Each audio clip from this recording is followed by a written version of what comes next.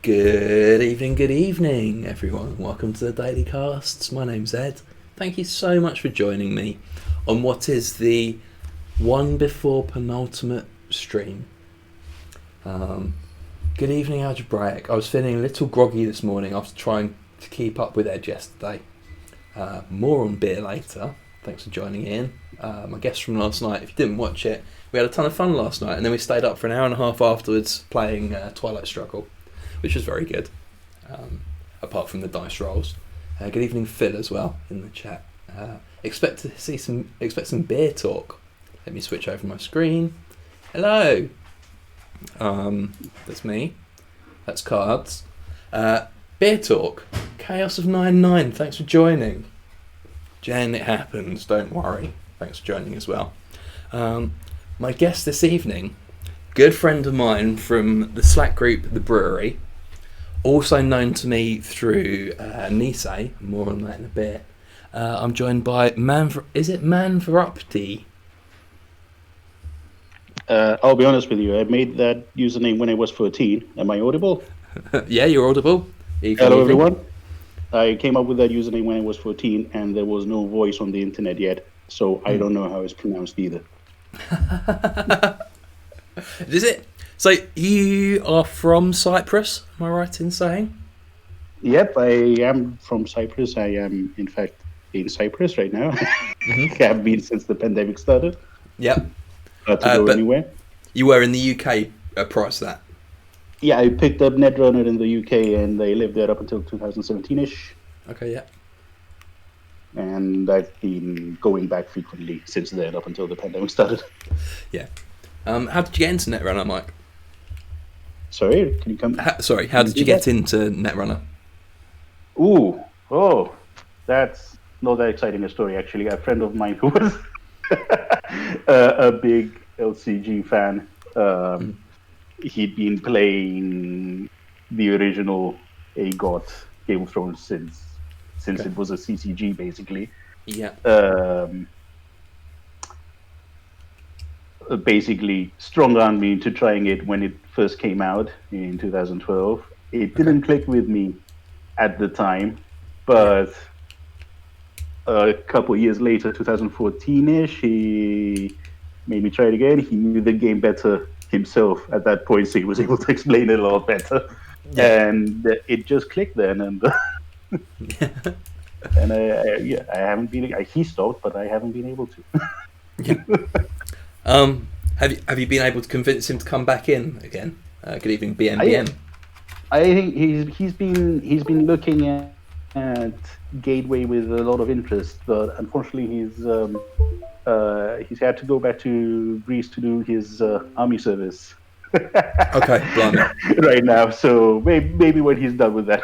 Yeah. In a few months' time. Good evening, Gaishi, as well in the chat. Sorry, my computer's making all sorts of noises. Fix that. So, Mike, you are part of the Nisei team, aren't you? I am. I am on two Nisei teams. I am Nisei squared. I'm on the community team. Yep. And I'm on the balance committee. So, community team and the balance committee. So, community team, a lot of that is kind of what we've been seeing on social media at the moment. Is that right? Mostly week 3. I was in charge of coordinating with all the community people, sending them the cards, helping them get what they needed to show them off, all that sort of stuff. I've helped around bits and bobs with the rest of it, but the majority of the rest of it was Serenity, Spencer, all the rest of the community team, and all the writers, including you, of course. Yes, some writers and some people that tried their hand at it. Maybe in the future I'll write another article. Who knows? Can Mike give us an indication of any cards eyed up for the SBL team? For the SBL. That's a really interesting question, actually, and it was one of the two questions that I had to ask you this evening. So, could you tell, just for people that aren't aware, what the standard ban list team do?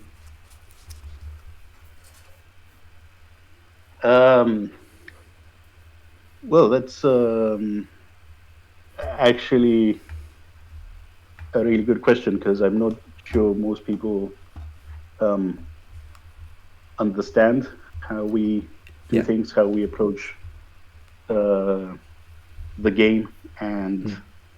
choose whether and how to intervene. Mm. Because um, a lot of people come at us with statements like, "I don't like this card. It's really bad design. Yeah. Um, it should get banned." Mm. And sometimes we're forced to reply, "Yeah, it's really bad design, but does it actually win any games? Does it need to go, or is it just like Yeah. something you see once in a blue moon on JNet Casual Mm. and have to suffer through a an annoying game, Yeah, which you sure. eventually win anyway, Mm-hmm. uh, Yeah. Former once Kerry in is a blue probably a moon?" really good example of that, I would say. For McCurry, yeah, well, up until Kayambe at any rate. Yeah. Yeah, for But sure. Kayambe is no longer with us. Mm-hmm. Um, there, there has actually been talk of some minor um, runtiming simplifications that might make Kayambe okay. And if that Yeah. happens, we'd have to see what we do about Formicary, because it's definitely not something Mm. um, we'd want to have around. I think the double Kayambe tax was not a good thing, and it was too easy to trigger it, not just Yeah. with Formicary, there were other effects. I I suppose that's mean, that's a really good example case of how the standard ban list team works. So it's okay for here's my opinion, and this isn't the opinion of Nise's by any stretch of the imagination. I'm not a mouthpiece, contrary to popular belief. My opinion is that the corp's allowed to have good cards, and the corp's allowed to have win cons. And the problem is when it's too easy to get those win cons out, and there's no interaction, there's no strategy the runner can take to stop, or there's very few strategies the runner can take to stop that interaction from happening. So the Canberra Grid former Kerry Earth Station deck was a really good example of where ban lists very appropriate, in my opinion. I suppose Game Changer is the one that a lot of people talk about, and obviously it's one that ban list teams got their eye on. I don't suppose you could explain maybe a little bit more about why Game Changer wasn't banned.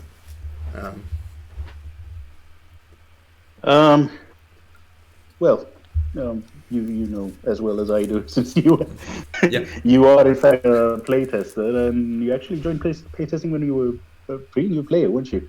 Yeah, I was very new. I think maybe I played in one tournament when I joined playtest. Yeah, I mean that's actually amazing, because I think a lot of people think that to be on the committee or to be a playtester, you need to be like multiple nationals winning Yeah, for sure. For level. sure. Yeah. But that's absolutely not true. And in No. fact, a lot of the cars that ended up getting banned weren't banned because they were a problem for top players who knew how to deal with them. Mm-hmm. Such as MT, for instance. MT in Yeah. top cuts did not have an over 50% win rate, No. but in Swiss it was absolutely dominating. Yeah, it's a Swiss killer. Yeah.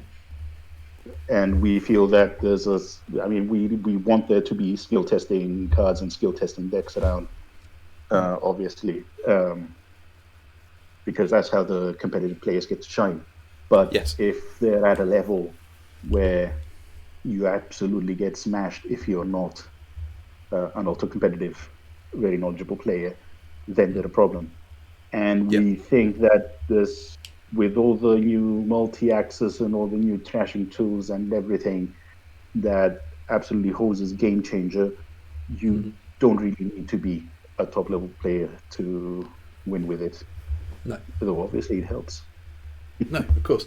And actually, a little bit my take on it. I actually think Game Changer's good for the game. Keeping half an eye on the chat window to explode. I think Game Changer's good for the game because it keeps certain decks in check on the runner side. It's something you have to watch out for and plan for, and it adds variety. Yeah, sorry. Very dirtly install runners that just install multiple Rezekis and lock the remote. Game Changer doesn't let you do that. No. So and you want that to balance out that strategy in the same way as I don't know, like Freedom kind of struggles against Glacier decks a lot of the time with the inefficient breakers. Or Freedom takes CTM apart.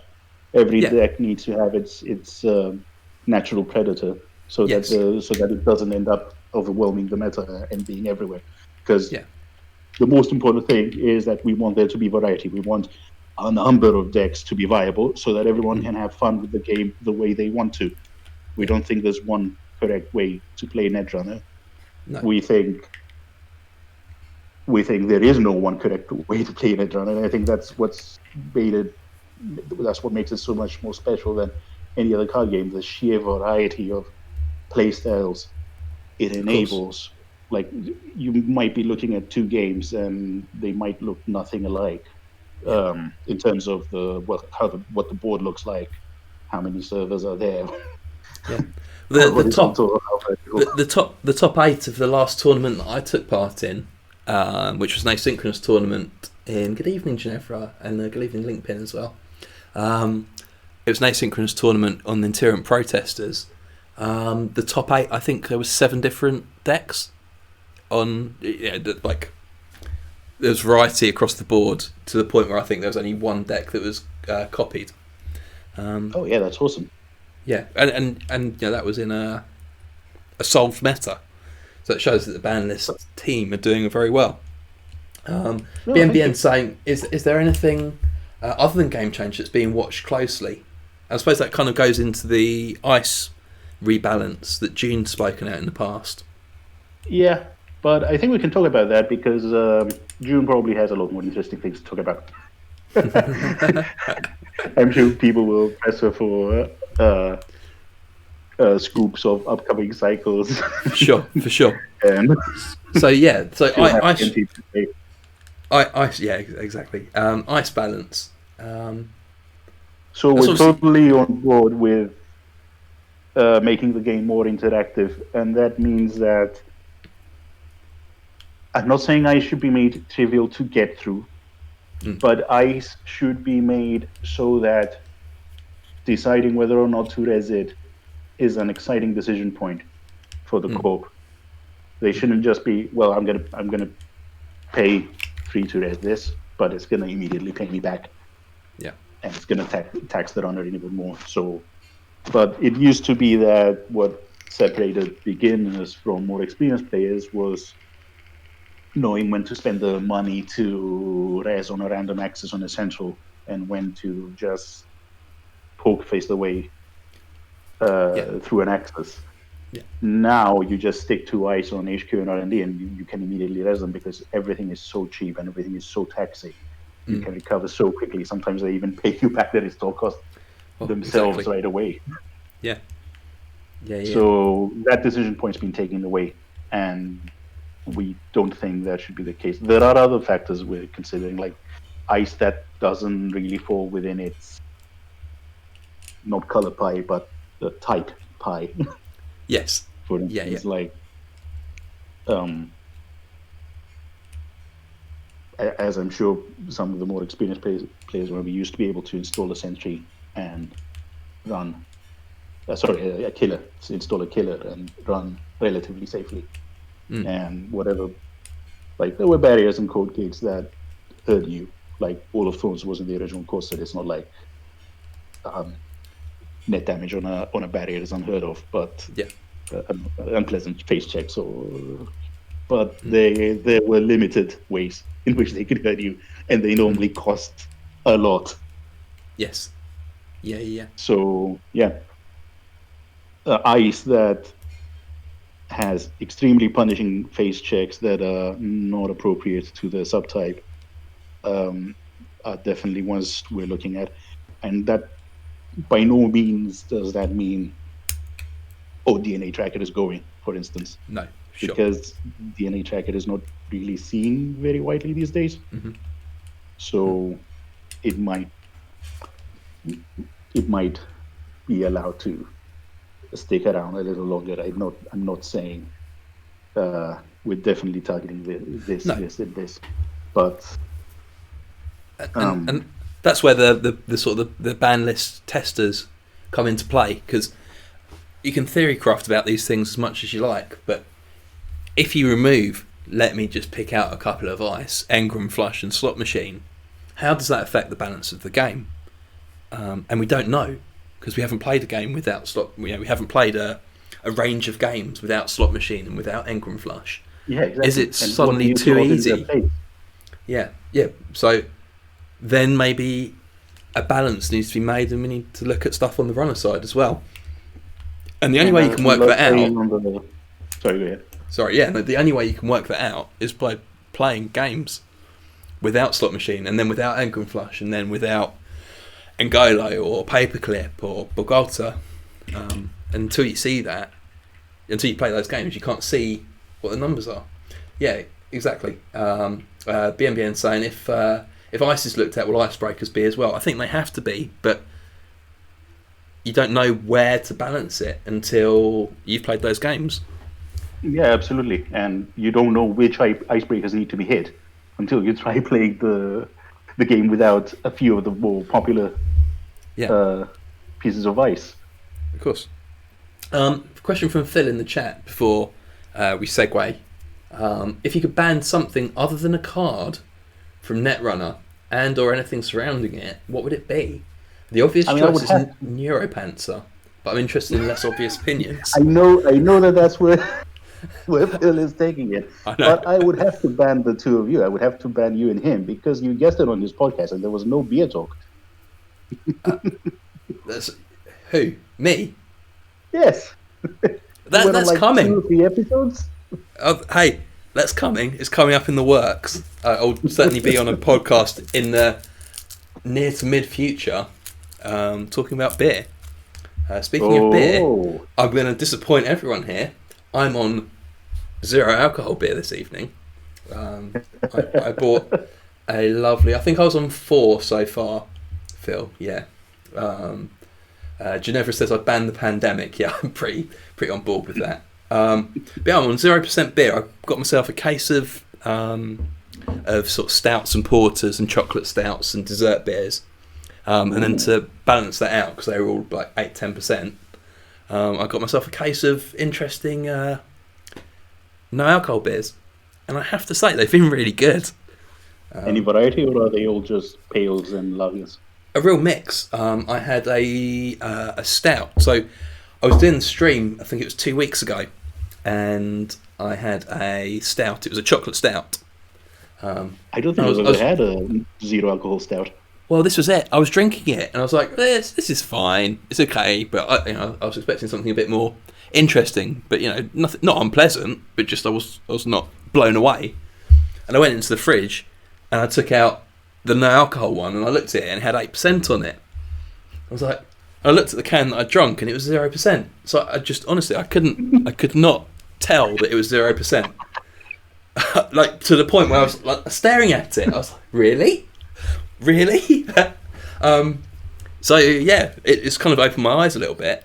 Are you getting paid to say this? Are you being sponsored? Have you made the big time?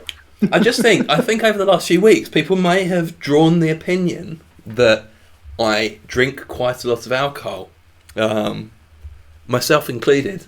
So drinking some 0% beers while I've got you on, I thought would be kind of slightly wind you up a little bit, but also kind of something to talk about. So I've just opened the Beavertown Laser Crush alcohol-free IPA. It's got a pretty jazzy label.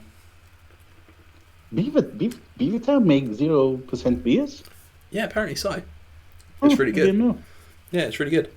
I find they're very refreshing.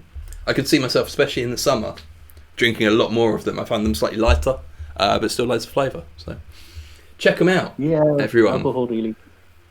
Yeah. When it's hot, alcohol really doesn't go well. No, it doesn't. I haven't been drinking that much at all the last few months, simply because it's been so cold. But yeah, in the summer, because it's just so hard. I do tend to yearn for beer a lot more, so maybe it's a good tip to get a Yeah. few 0% ones to trick myself into. Yeah, I mean, I'm not saying like drink 0% Stella Artois or 0% Foster's, but there's, it opened my eyes massively that there was such a range of stuff out there. So, yeah, athletes drink them after sports, so they must be good for you. David, yes, apologies there if someone said that. Yeah, I did say it. I apologize, David. Yeah, no, apologies. Hyperbole is typical. Absolutely. Electrolytes. I didn't know there was electrolytes in IPA. Of course, there's electrolytes in IPA.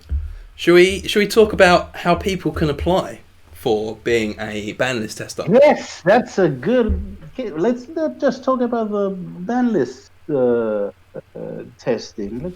Because all these positions, they're not the playtesting positions. Playtesting is always open, and those links will be available from the front page of nisei.net at all times. If you go to the bottom of the page, there's a join Nisei link, and there's always links to the playtest applications there. But all the rest of these positions, they're expiring on like Wednesday, 31st. 31st, yeah, I believe that's right. Yeah. And it's not just being a playtester or joining the committee that's up for grabs. You can be president of Netrunner. Yeah. President of Netrunner. Yeah. You know the president of service tournaments? That's them. That's the president of Netrunner, of all the servers. What do you think a good president of Netrunner, what abilities and skills do you think they'd need?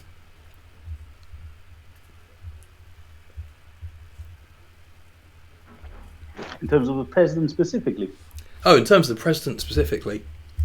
You can use this as my interview if you like, or just a preliminary chat before the interview. You think I would be interested? I would be interviewing the president. The president is galaxies above me on the Nisei hierarchy. But it is worth pointing out that all the way through, even like translators, especially Spanish or Portuguese. I don't know if we have any Spanish or Portuguese speakers or other languages. Maybe you're from Cyprus and the cards aren't translated into Greek or Turkish. I don't think there's any Greek speakers who can't already speak English and want to play Netrunner, to be honest. Hey, I heard somewhere that there's a medium-sized Chinese meta, and I know someone's working on translating into Chinese. I think there's more than one, actually. I think there's definitely a Hong Kong scene. And I know this because they were posting in 2019 during the riots.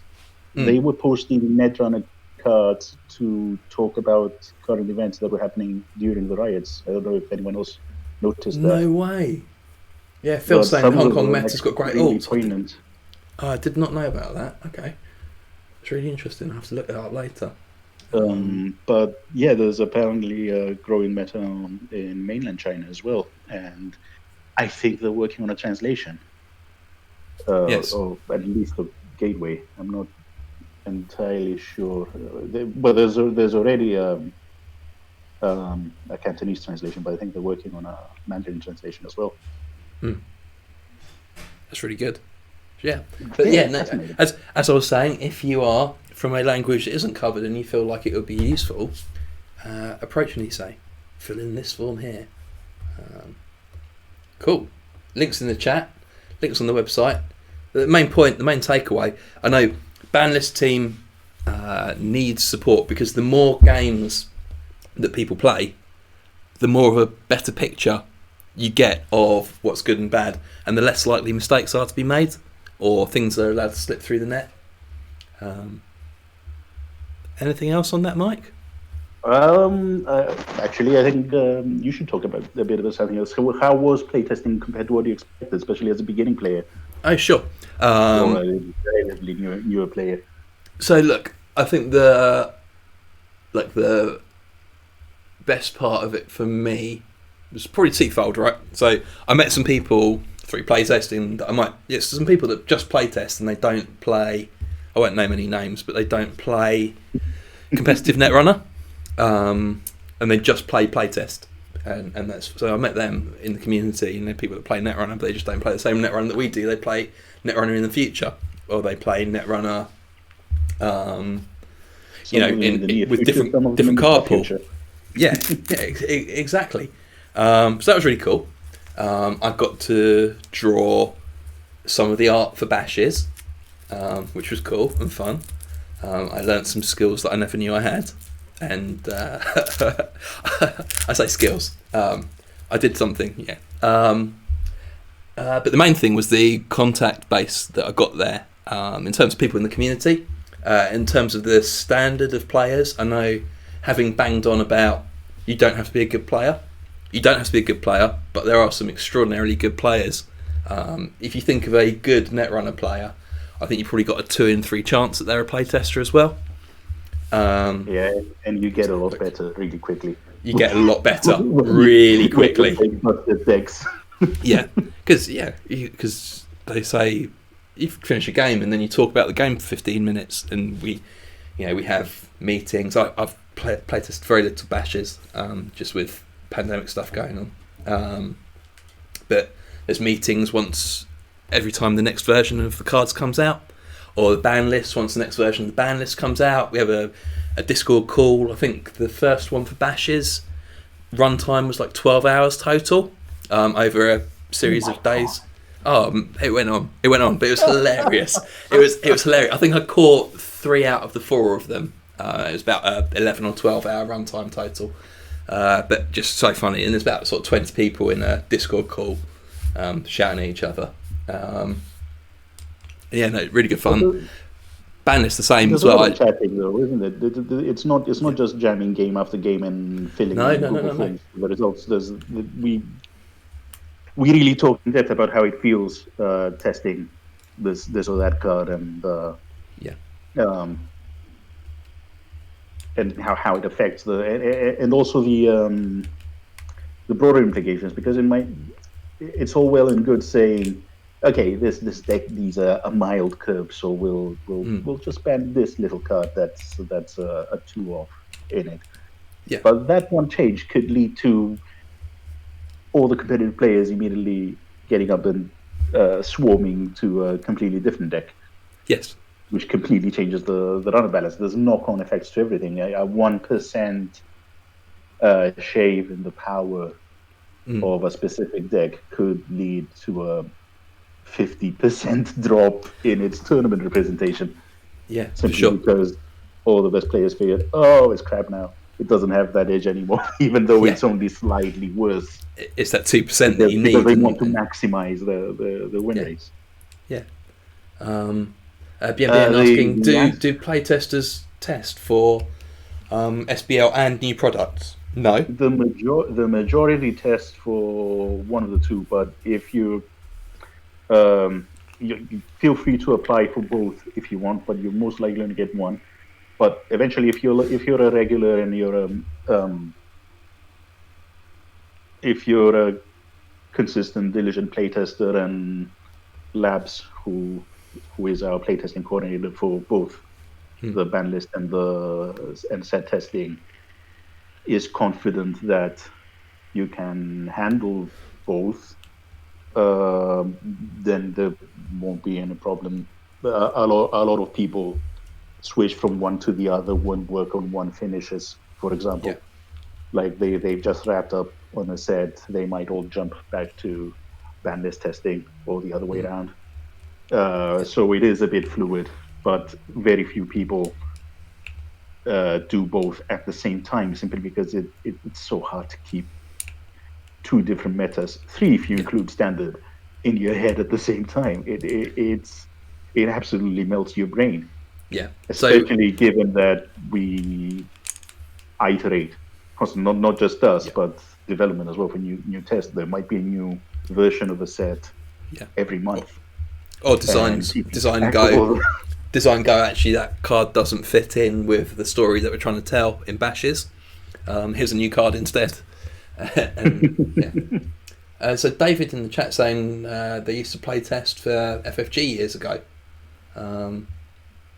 Yes. Oh, there's a lot of former FFG. Yeah, I know. Testers.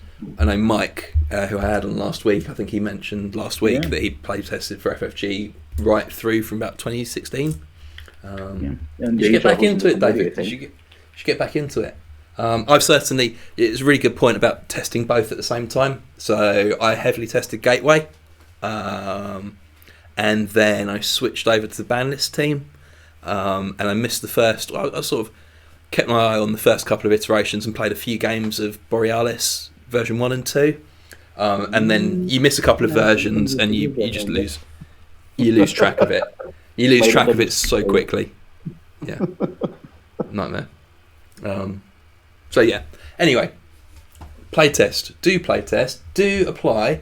The worst that's going to happen is they'll say no. The chances are they'll say yes. And I think it's a great opportunity for people to shape the game the way. I don't think anyone gets turned down from playtesting. Not that I'm aware. I mean,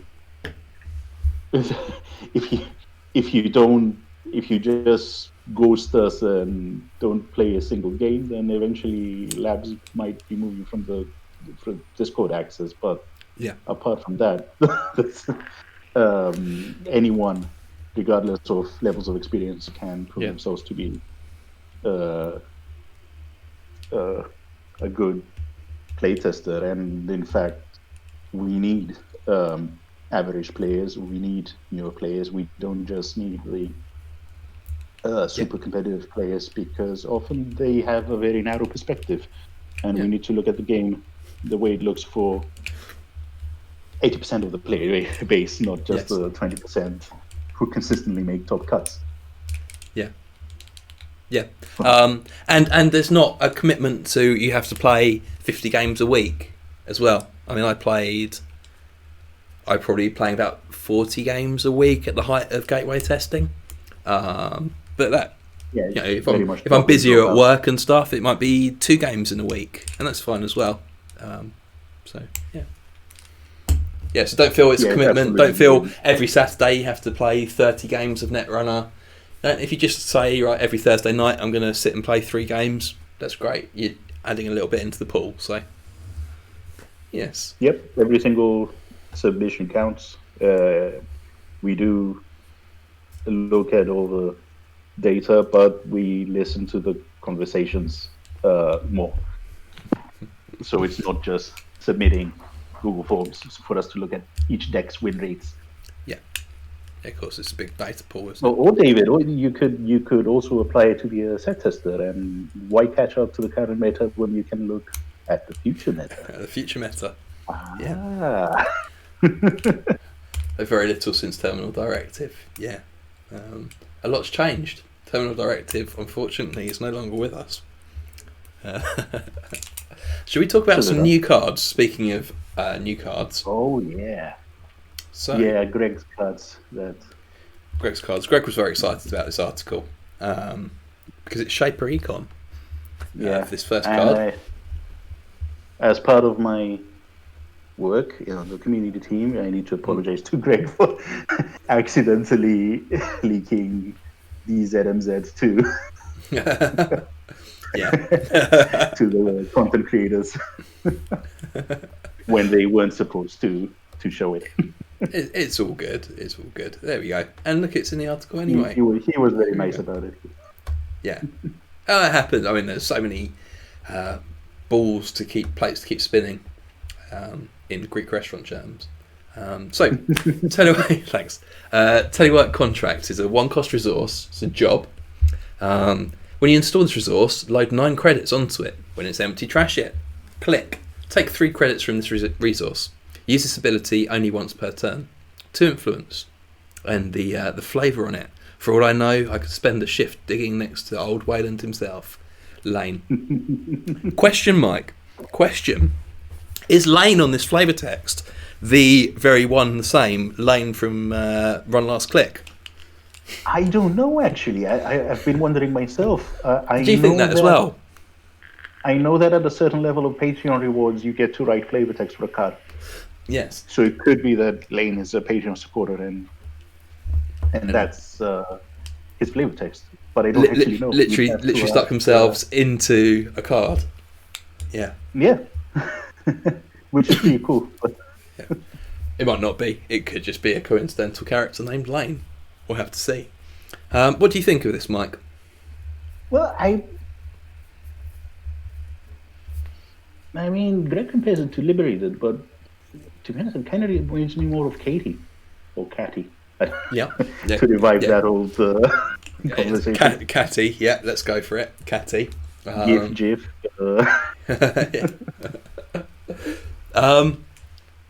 I think it's like Catty, except it doesn't let you play it wrong like beginners often play Catty, who take 3 credits. Sometimes they click it once and then next time they take the credits off it. Yeah. Which makes it extremely inefficient. Yes. So it's like that, except it doesn't let you make that mistake. I mean, there's times where I've loaded 3 credits on Catty and then taken them off next term. Well, I mean, it's okay if you have to. Yes. It's like they jammed when you weren't expecting them to jam, and you just need those 3 credits, and it's better than clicking for 1 credit. But a lot of beginners do it consistently. They just, because they haven't learned how to maximize their efficiency of their turns, so they don't know that it's more efficient to just let it ride a bit and take them all off at once. Yeah. I mean, the numbers on this at first glance look really good. It's only 1 to install, and you get 9 credits from it. It takes 4 clicks. I think it's playable. So it's 4 clicks to get off 9 credits, and it costs 1. But you could sell the last bit to Aesop and get them clicklessly. That's very true. I mean, it's not quite as good as selling a daily cast with only 2 left on it. Yeah. But if you need all 4 clicks in your turn, the option's there. It's not bad, is it? Yeah. If you don't have anything else to trash. 2 credits per click isn't bad at all. I think there's probably better drip economy cards out there. Essentially, each click is an easy mark. This stream is a big fan of easy mark. That said, it's not a very good card. Yeah, but easy mark, you only get to play it once. That's true. And so if you have 3, mark on the stick. It's easy mark on a stick. You have 3 of them. That's 3 slots in your deck. You got 3 of them here. I mean, it's better than Triumph. Yeah. It won't kill you if it gets trashed. That's a huge difference. I suppose. Is it more like Armitage? Maybe.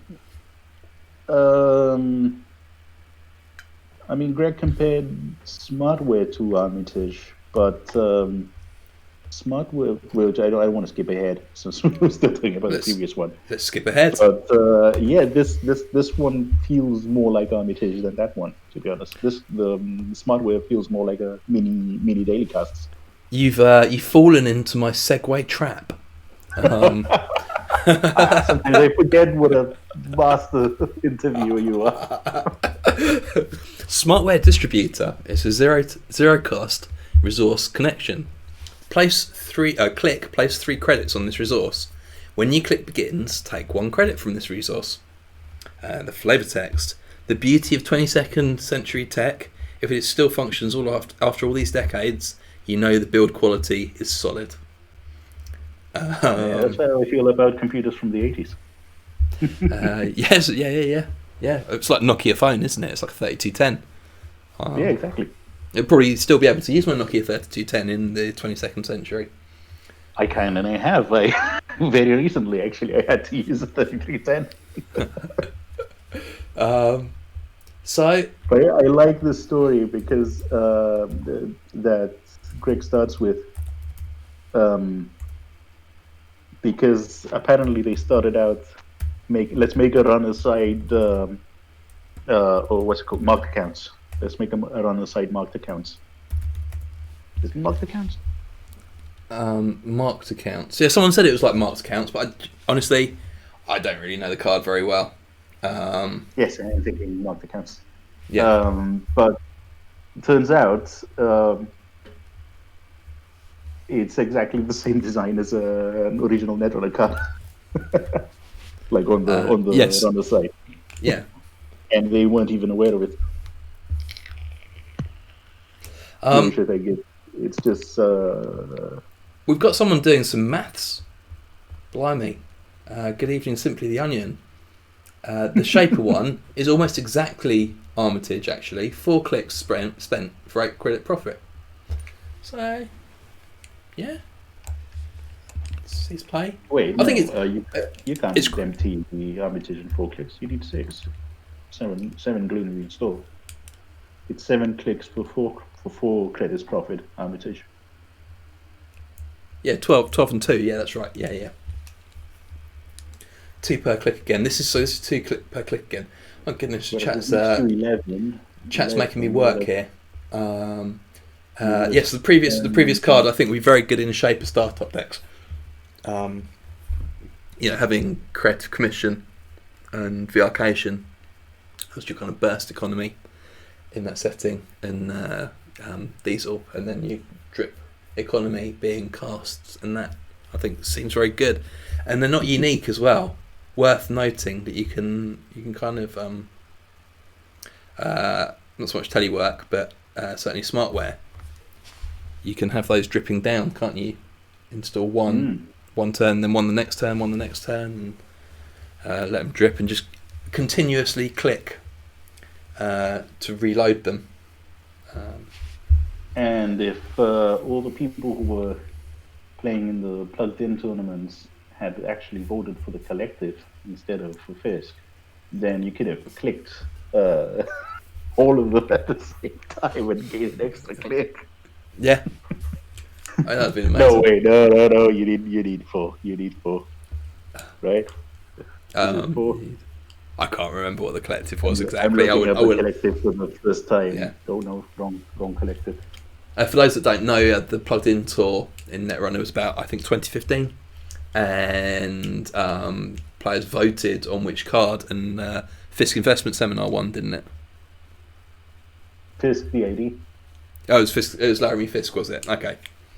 Yeah, apparently it's not on DB. I'm not sure why. There we go. The card kind of exists, but kind of doesn't in the ether. Yes. So yeah, Smartware Distributor, I actually like more. I think most people have said that telework contract's better. I like Smartware Distributor more. It's influence-free economy. It's interesting. I would have thought the other one is better money. It's more efficient money, rather. Yeah, so I don't think you're relying on either of these cards as your econ engine by any stretch of imagination. No. I think but both you do see them, even Armitage in Adam, well-performing decks, even recently. Well-performing decks such as my Aesop's Adam list. Several Adam lists I've seen. Yeah, yeah, no, but absolutely. You may have been the pioneer there. I don't know. I was the first one on NRDB. I don't think the list's actually up on NRDB, but I looked up Aesop's Pawn Shop and Adam, and there wasn't a list there at the time, I don't think. Yeah, because you sell it to Aesop when you no longer have time to click it and make back the rest of your money clicklessly. Yeah. Have you missed anything, Sanjay? Yeah, we were talking. So we've been talking this evening about applying for Nisei roles, not just design team, but playtest team in particular, and just saying that it doesn't matter what your skill level or ability is, you still have a part to play in shaping the game, because the game isn't just top tier play. It's all the way down. Would you come be our president, Sanjay? Sanjay could be president. I think Sanjay might be a little busy being a teacher, but you never know. Maybe Sanjay's applied already. Maybe Sanjay's at the final round of interviews. Algebraic saying I need to search harder. There's a list up there. Maybe I'll search for Aesops and Beach Party or something like that. Something weird. Oh, Beach Party! I'm gonna miss that card. Yeah, I know. I know. I'll miss the surf shop decks. Yeah, I like shop decks. And yeah, I think either of these fit into shop deck well. I think Smart Web Distributor, potentially when you've got many of them installed, a few of them installed, maybe just a little bit more interesting. 2-work contracts probably a bit more solid, but and both very playable in startup. The return is definitely pretty good. Yeah. And I really hate Rizeki. I don't know. If I have it, I tend to just sell it to Aesops or trash it with Emergent Creativity. I don't like the card. Rizeki. That's the thing, especially if you want to have 3 of them dripping, you need 3 extra memory. Yeah. See how I'm helping you with your segues? Oh, extra memory. Oh yeah. Mike. I was like, yeah, that's a very good point actually. I hadn't thought. Yes. DZMZ optimizer. We talked about this before. I won't go over the card again fully. Just Mike, maybe a hot take on DZMZ. Yeah, you're not. Have you got a hot take on DZMZ? I don't know. I kind of slept on it during testing actually. Although I haven't played Gateway that much because we were all extremely busy with that first ban list update of 2020. That's the 26 ban list. Yeah. But I played a lot of Gateway only games and it didn't really shine there. But I guess that's because you don't have that many value programs that you want to install multiples of in Gateway as you do in Standard. But it remains to be seen. Maybe multiple Rizeki. What did you call it last night? DZ Meezy Optimopti. God, I hate that so much. So good. It's like one of those that I know I'll start saying it myself and I'll hate myself for doing it. If I use it enough times, people will start using it as well. So, well, I mean, if Timmy J could catch on, why not this? Timmy J. I think this is good. I think the best part of this is the first program you install each turn costs 1 less to install. Oh yeah, definitely. One MU for 2 credits is fine, and sort of relevant in terms of what other cards do. But yeah, installing, reinstalling stuff on opponent's turn as well. I mean, you can use simulchip.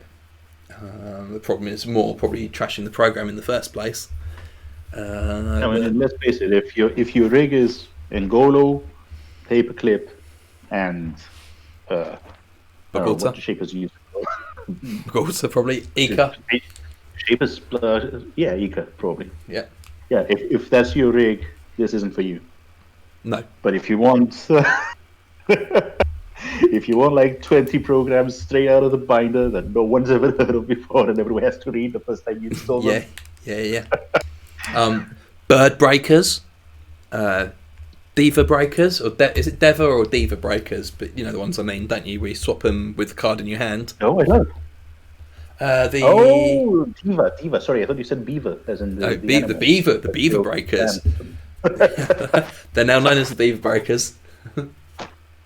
Yeah, that's a hot Basher scoop there. I wasn't supposed to talk about the Beaver Breakers. The Beaver Breakers, yes. You have to ask June if she's willing to reveal more about the Beaver Breakers. Well, that's it. Confirmed setting. We know what's going on in Sansan. We know what's going on up the Beanstalk and in Katara. You know the factors. You know the factors because they build dams. No, wait, that Yeah. doesn't make sense. They build dams. Yeah, they break down the dams. Yeah, yeah. What's happening on Animal Farm during the Cyberpunk 2077 world? I didn't actually think about I don't think it works with the Diva Breakers because Probably the Diva doesn't, but Breakers say swap Vama Deva. is it swap? Is Do it you not have to pay one an I install have cost? remember? I don't Yeah, know. it says 2 credits. Swap it with a Diva program for your grip, so it's not installing. Yeah, it's swapping and installing is slightly different. Yeah, unsurprisingly, I have not used those programs before, so I'm not. Vama Diva was actually competitive at one point. Was it really? Because there were a lot of well, it was the only way for a criminal to break Excalibur at one point. Oh, before really? they got Yeah. Amakua. Okay. Yeah. No. Fair. So Yeah. it was a singleton in a lot of top decks back in the Red Sands days, Okay. like early Red Sands before Amakua. Yeah. That's cool. But I've never actually seen a successful deck that used all 3 of them. It would be cool to do so. But you know what does work with these? Multi-threader.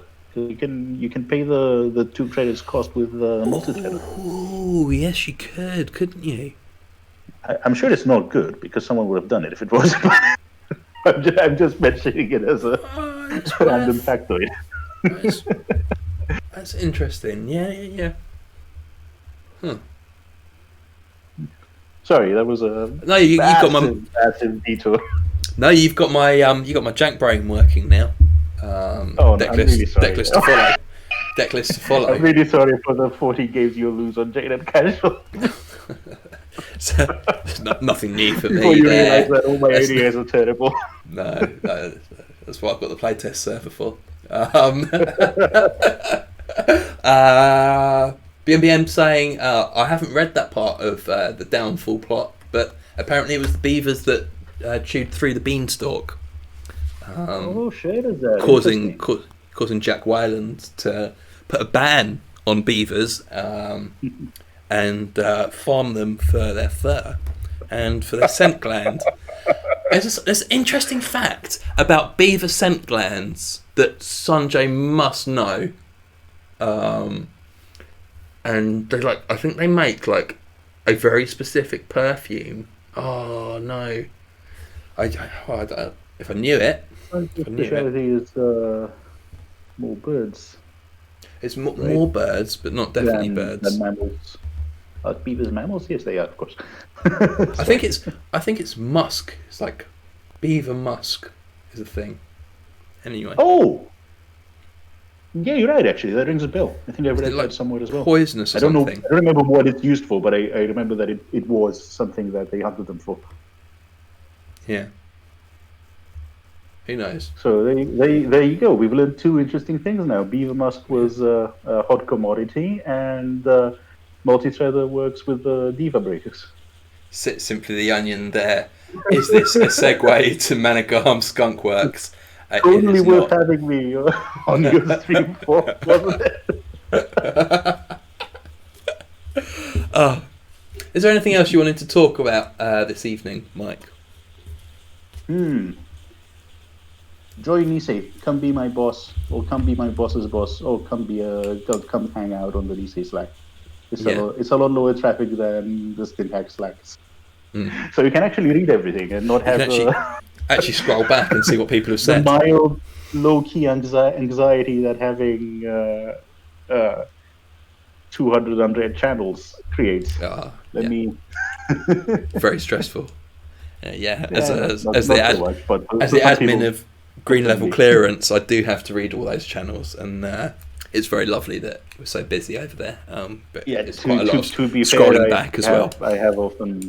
I have often backed out of Green Level Clearance simply because I felt there were just too many channels. Yeah. And I didn't know where to go. Oh, absolutely. There we go. Finishing off. Come apply for any of these positions. Come join us on the balance committee, or come join the board and tell the balance committee what to do. So you really have to ban Game Changer? No, we don't want to. Oh, okay. Or vice versa. Who knows? Or neither. But I mean, if you're the president, then when I'm you sorry, hold a certain sway. when I'm the president, of NISA, I'm sorry, then I hold a certain sway. Yes, that's right. And if the extra responsibility doesn't appeal to you, then just join playtesting, either ban list or set testing.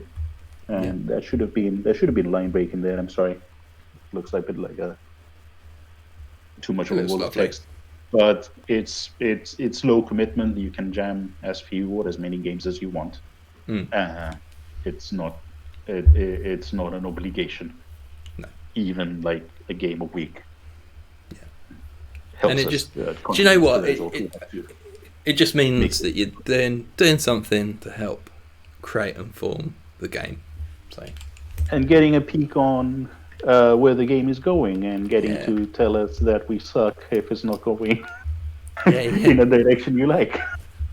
getting to complain about Breach. So when I first saw Breach 6 months ago, I went, "This is terrible. What an awful idea!" I had a bit of a rant about it. I love it. I love it now. I think it's brilliant. I think it's excellent. But at the time, don't like change.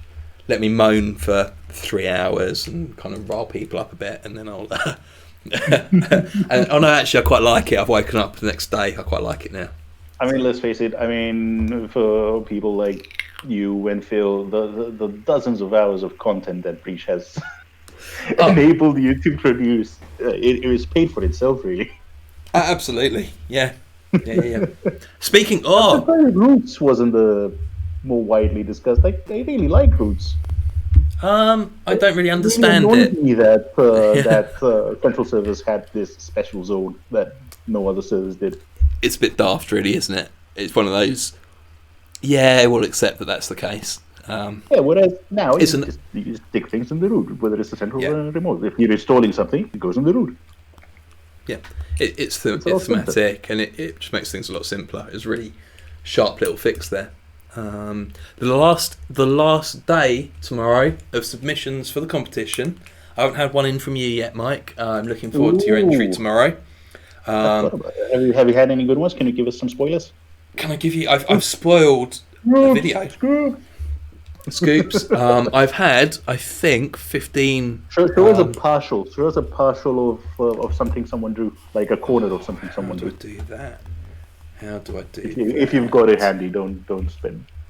I'm trying to have a think. If there's an easy way of doing. 5 minutes of you looking through your tabs is not great audio. No, I tell you what, I will have a scoop set up for tomorrow. Nice. To start the show with. But the prize pool has grown. I've sent off the current application entries that I've had. I've sent them across to June and to Dan B, who are helping me judge the competition. You do have tomorrow.